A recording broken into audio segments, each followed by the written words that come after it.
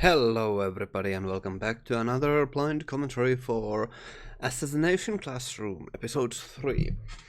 So, it has been a moment once again because I've been frankly rather busy. So, uh, yeah, I'm just excited to see what will happen and who will be the most central figure that the episode will focus on. Yeah, I'm just checking that everything is properly and yeah, I suppose we should begin. Okay, so for one step. It's not important dialogue that you're not hearing, so.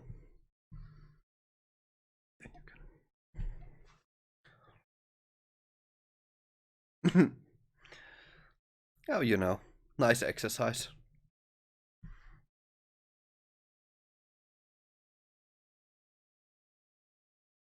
Hmm.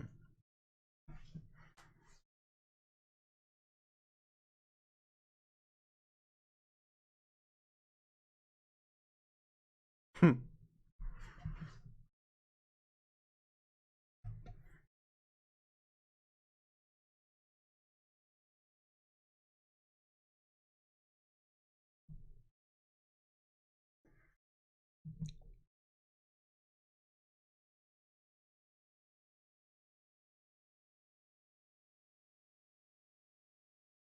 I don't think that's proper. It's not something that anybody could exactly imitate. They don't even have the same physiology.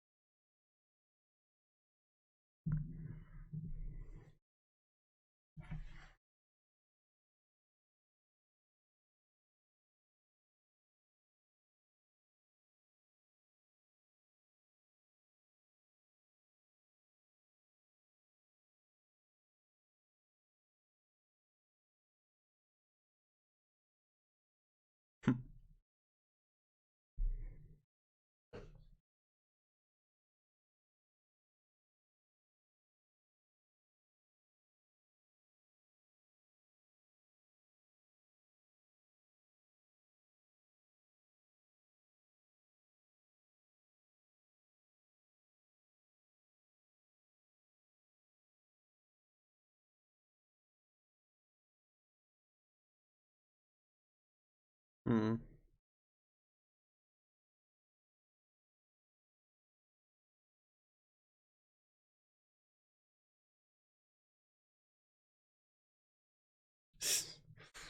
That's a bit ridiculous.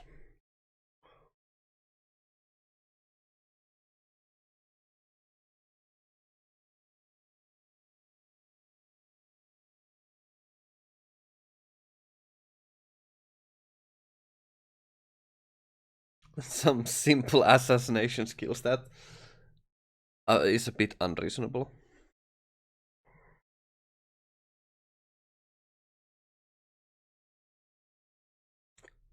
As the new student.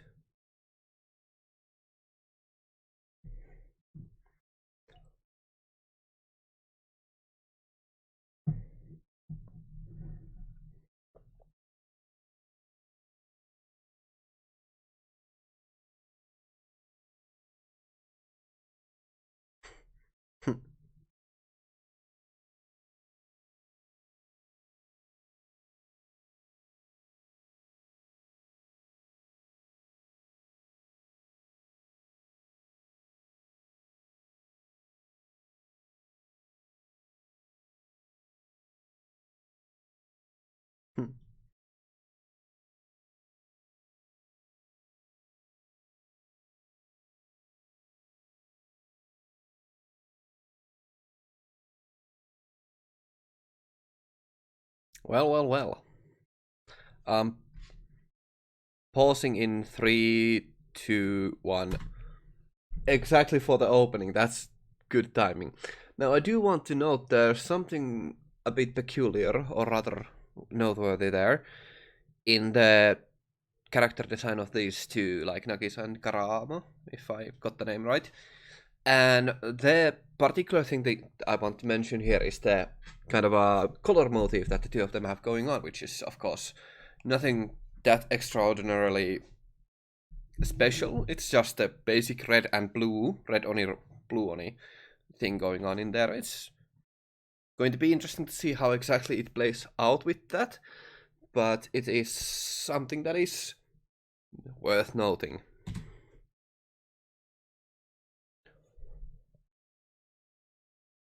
Yeah, of course, let's not skip.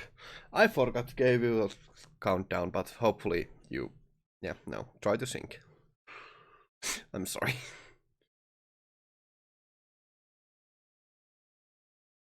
I am unfortunately a little bit rushing because I'm kinda somewhat going to. Let's just say there's stress and plans, so.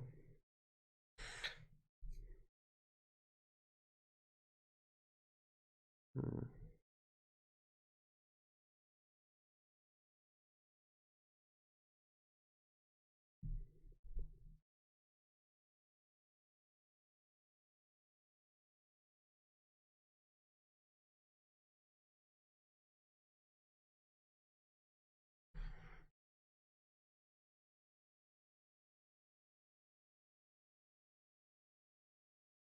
Something not that minor, mostly a minor note that I do kind of during this opening want to mention is that all of the character designs are actually like really quite plain interesting.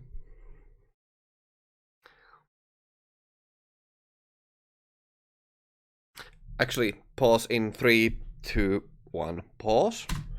What a pause. Okay, so something kinda.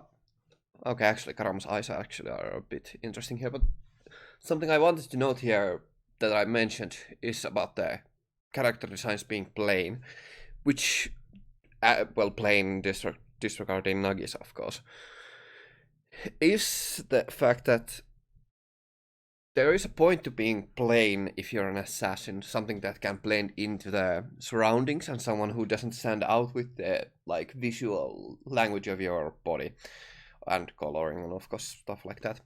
Which I wonder if that's like specifically done on purpose because there's a lot of point about being an assassin, someone who can blend into the crowd so that you don't stand out with like let's say flamboyant colors or anything like that. So it's an interesting thing to note there, but I don't know if that's specifically going to come into play.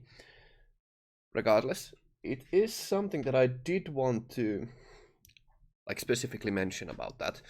Now, of course, Karama here as well has some outstanding features, let's call it, that they are rather recognizable. So I don't know. And continuing in 3, 2, 1, go.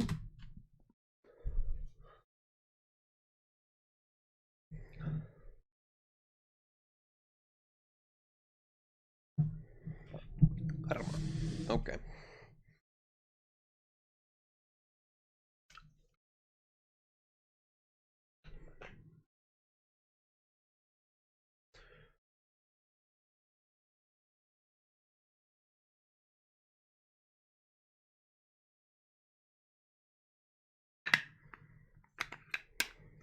Nice.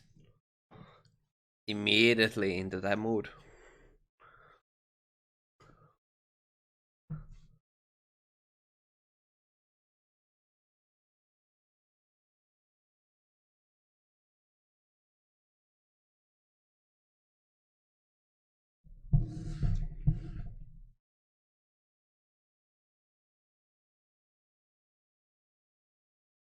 My.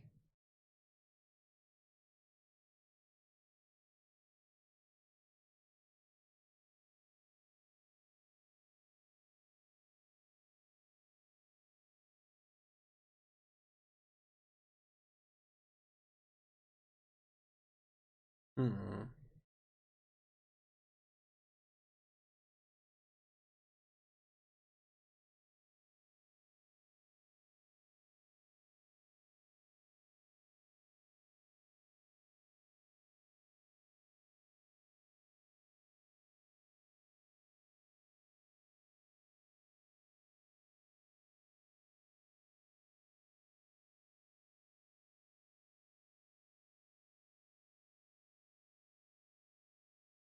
Well, that's interesting.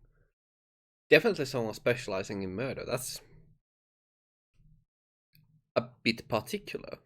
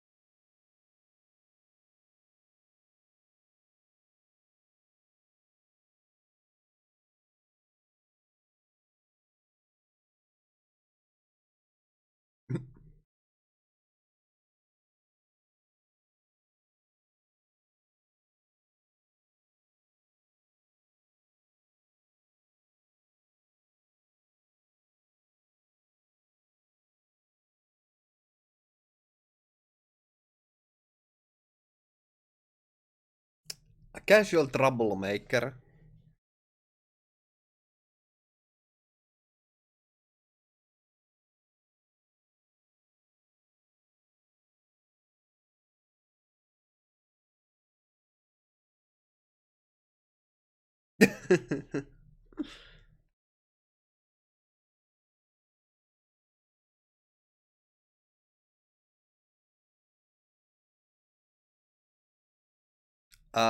Pause in 3, 2, 1. Pause. I want to highlight how extraordinary the atmosphere change in the whole classroom has been, and of course they are doing a wonderful trick with the lighting here, which is really giving an rather a huge pressure to the atmosphere in the room right there, and that's rather fantastic. It really does change the whole mood. I was not expecting this to be so different, and that is a wonderful surprise. It makes it very, how to say it, intriguing and captivating, because it's a huge difference from the first two episodes where Koro-sensei just seemed frankly immortal and untouchable, and now we have someone with who by agitation and provoking has caused already injury twice.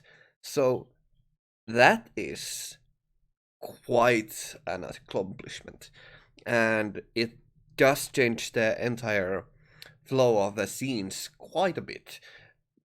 I really do like it, but it is a bit strange and rather ominous as well. But that is mostly a good thing, though. So it is just an interesting thing to note there. Let us continue. 3, 2, 1, continue.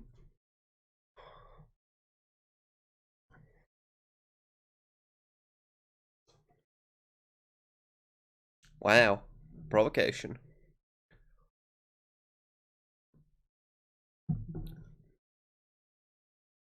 Sheesh, I paused at the wrong time.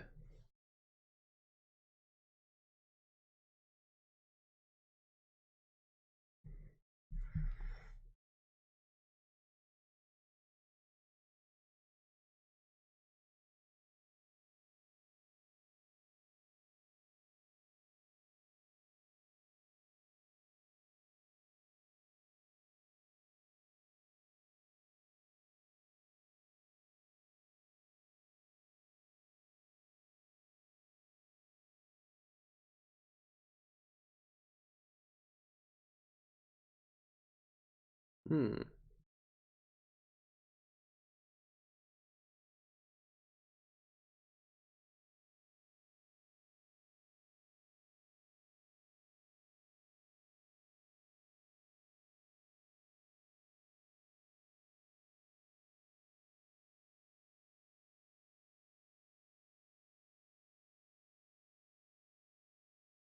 It is quite particular.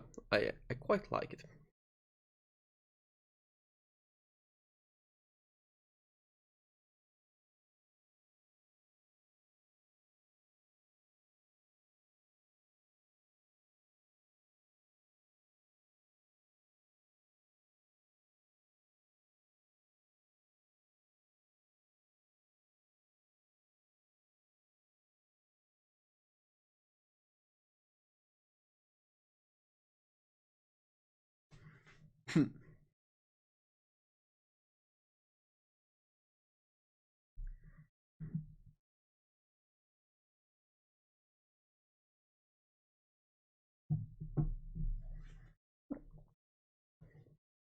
Well, well, well.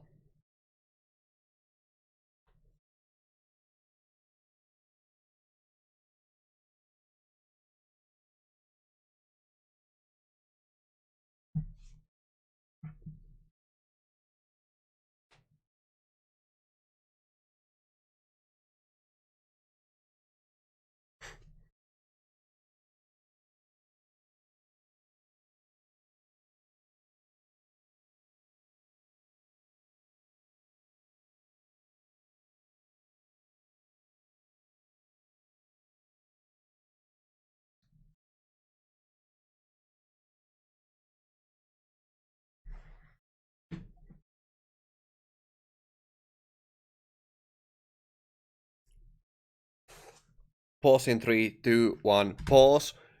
Goodness gracious, that is the visual. God, goodness, these visuals are amazing.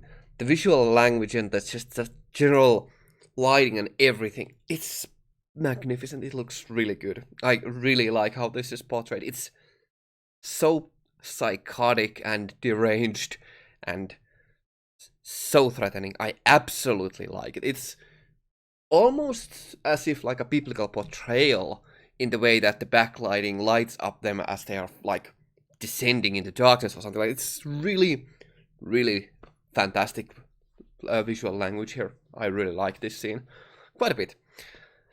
Yeah, the backlighting is there like really good. So it's so good. Okay, we can continue. I just want to gush about that a little bit there. 3, 2, 1, go. Sheesh. A genuinely evil character. That's interesting. Entertaining.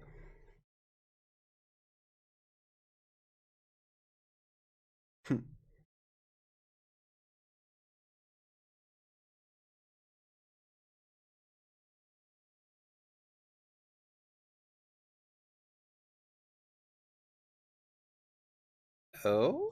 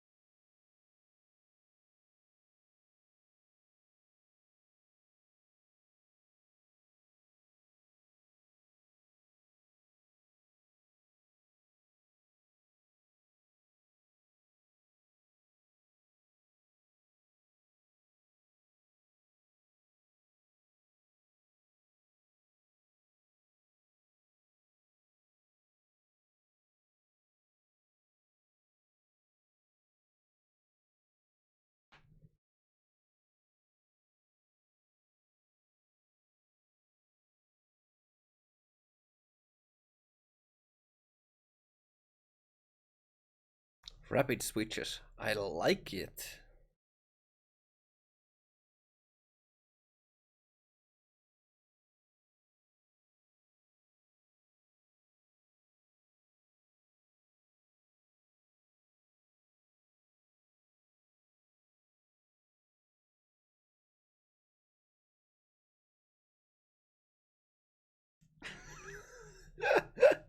Ah, interesting.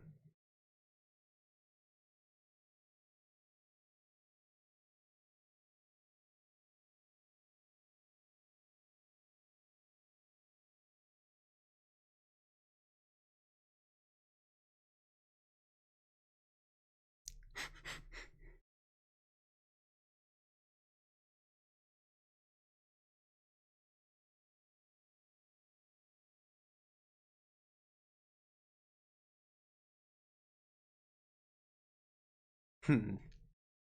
Interesting. Oh, this is quite the thing.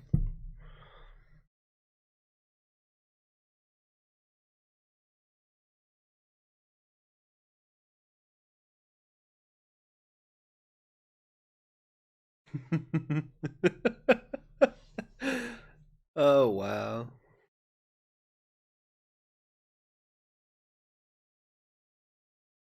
Hmm. Quite the thing.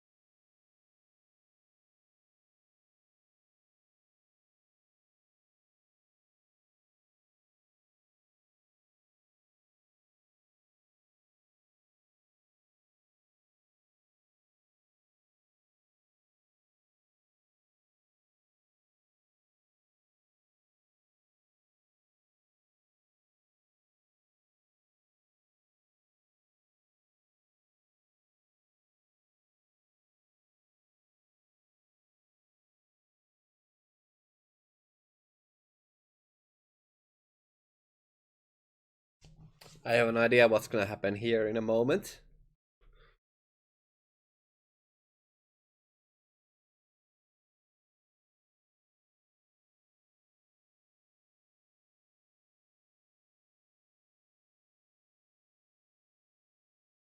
Sheesh. The balls.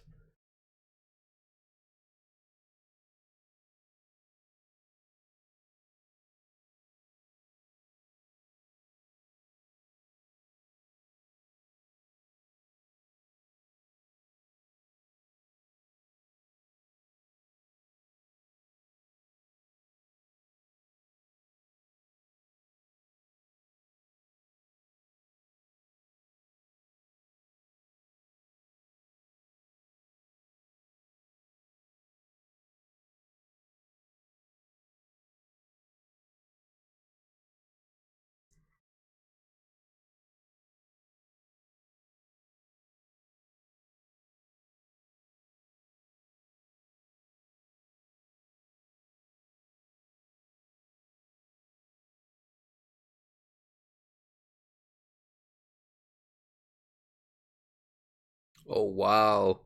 The mask is cracking. Cool.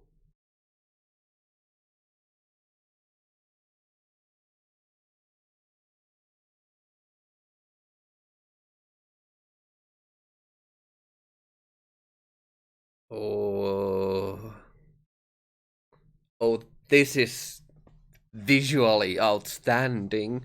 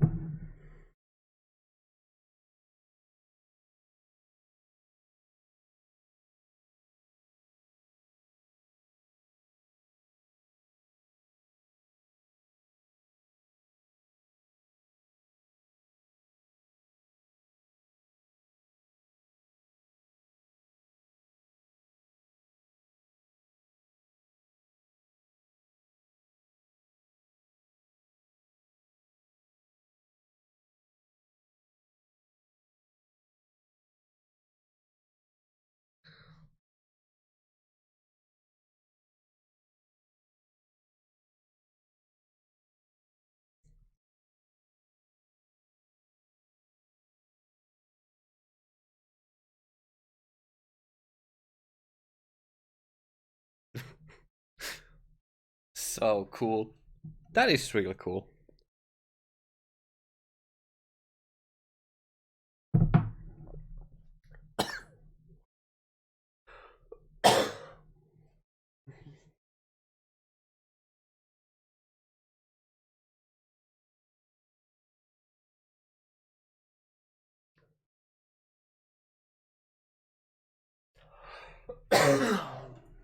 Hmm.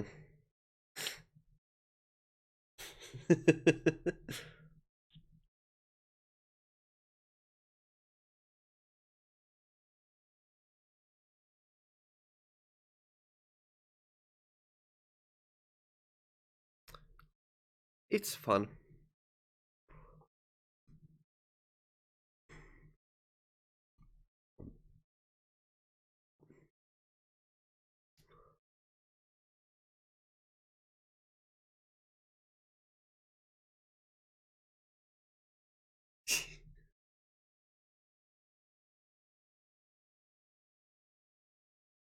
How rude.